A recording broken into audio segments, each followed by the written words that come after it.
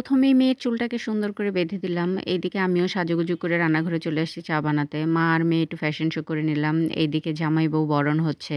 আসসালামু আলাইকুম, কেমন আছেন সবাই? আশা করি সবাই ভালো আছেন। ডিসেম্বরের শুরু থেকেই দাওয়াত পড়ে গেল। আজকে যাচ্ছি একটি বিয়ের দাওয়াতে, তাই প্রথমেই মেয়েকে রেডি করে দিলাম। মেয়েকে রেডি করে রেখে আমিও সুন্দর করে সাজুগুজু করে রেডি হয়ে চলে আসছি রান্নাঘরে চা বানানোর জন্য। রাতের দাওয়াত ছিল, যেতে একটু টাইম লাগবে, তাই ভাবলাম চা নাস্তা করেই বাসা থেকে রওনা দেই। আর বাচ্চাদেরও ক্ষুধা লেগে যাবে, সেই জন্য আর দেরি করলাম না, চলে আসলাম রান্নাঘরে সাজুগুজু করেই। আর আমি এত সাজুগুজু করে রান্নাঘরে আসছি দেখে আমার মেয়ে বলছে, আম্মু তুমি তো ইন্ডিয়ান সিরিয়ালের মতো সাজুগুজু করে রান্নাঘরে আসছো চা বানানোর জন্য। মেয়েকে বলছিলাম কি করব, কিছু করার নেই, এখন ইন্ডিয়ান সিরিয়ালের নায়িকা হয়েই আমাকে চা বানাতে হলো।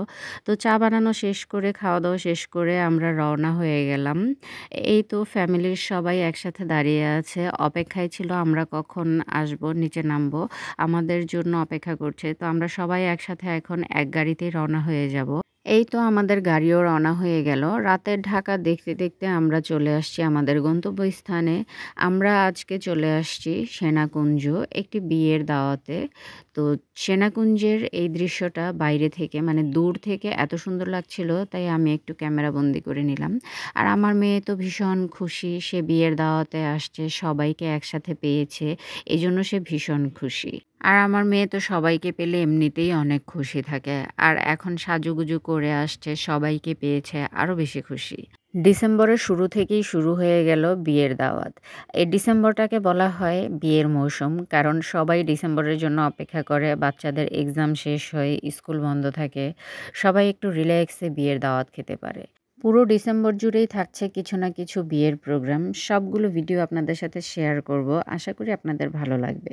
তো আমরা চলে আসছি মেহরাব এবং সামিরার বিয়ের প্রোগ্রামে। এইদিকে সবাই দাঁড়িয়ে দাঁড়িয়ে গল্প করছে, আড্ডা দিচ্ছে, সব আত্মীয় স্বজনের সাথে দেখা হচ্ছে, সবার সাথে গল্প করছে আর খাবারের জন্য অপেক্ষা করছে। কিছুক্ষণ পরেই আমরা সবাই একসাথে খেতে বসে যাব। তাই মন কিন্তু ডাবল খায় না, সেটা তো জানি না, প্রমাণ রাখতেছি। এই যে একবার খাইতেছো আবার বসবা দুইবার।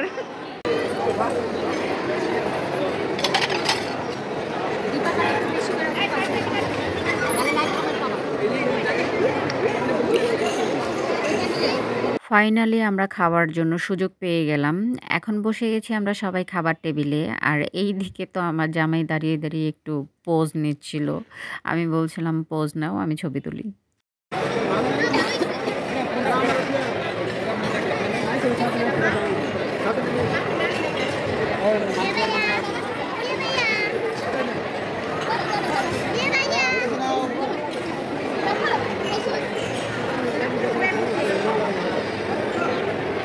Shifat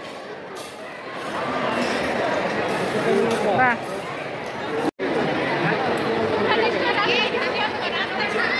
This is grand invitation from Senakunjo. Here is our lovely sweet Bhabi. She is looking pretty, so much pretty. Mera bachpan ka pyar.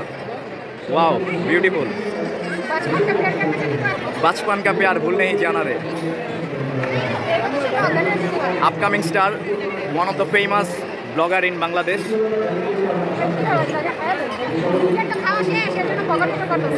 না ভাবি, আপনার জন্য আমি খাই নাই এখনো, সত্যি আমার অনেক ক্ষুধা লাগছে, আপনার জন্য ওয়েট করছি।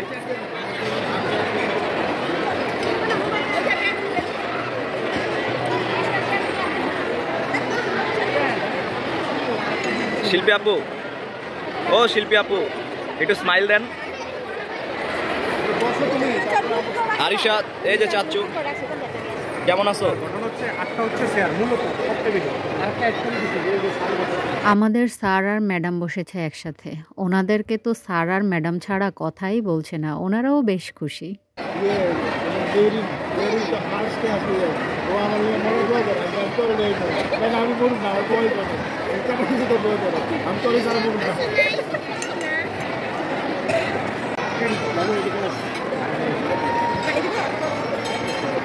আর কিছু নাই, আর কিছু নাই।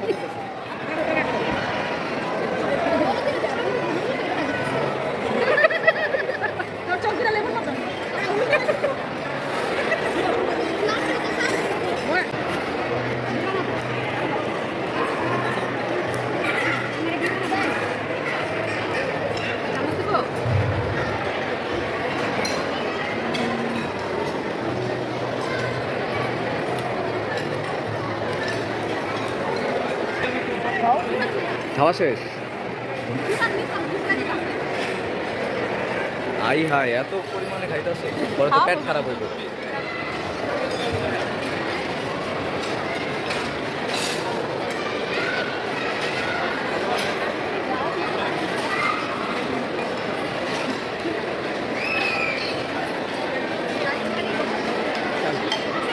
ভাবি খাবার ঠিক আছে? শিফাত আমাকে জিজ্ঞেস করছিল, ভাবি খাবার ঠিক আছে? আমি বললাম খাবার তো ঠিক আছে মাশাল্লাহ, অনেক মজা হয়েছে। আর খাবারের আইটেমে ছিল কাচ্চি, রোস্ট, কাবাব, গরুর মাংস আর সাথে ছিল একটা চাটনি। আমার কাছে চাটনিটা অনেক মজা লেগেছে। খাওয়া দাওয়া শেষ করে আমরা চলে যাব নতুন বউ আর বরের সাথে ছবি তোলার জন্য।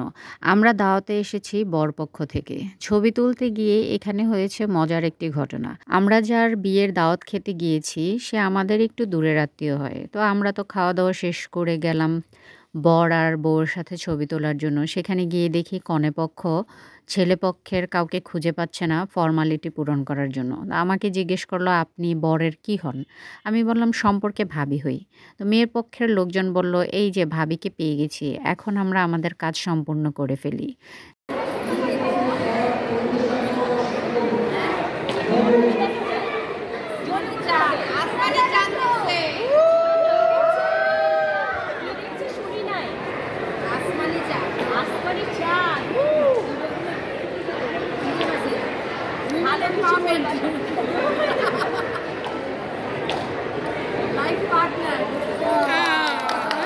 আসলে দায়িত্ব যে নিতে জানে, দায়িত্ব তার কাছে এমনি এমনি আসে।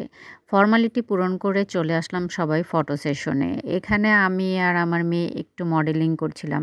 আর এই কাচের উপরে তো আমার মেয়ে হাঁটবেই না, সে খুব ভয় পাচ্ছিল। তারপরে ওকে নিয়ে একটু হাঁটার চেষ্টা করলাম। চলছে নায়ক নায়িকার শুটিং। নায়ক কোন নায়ক আর কোন নায়িকা? নিচে বইতে পারবো না, প্যান অনেকটা।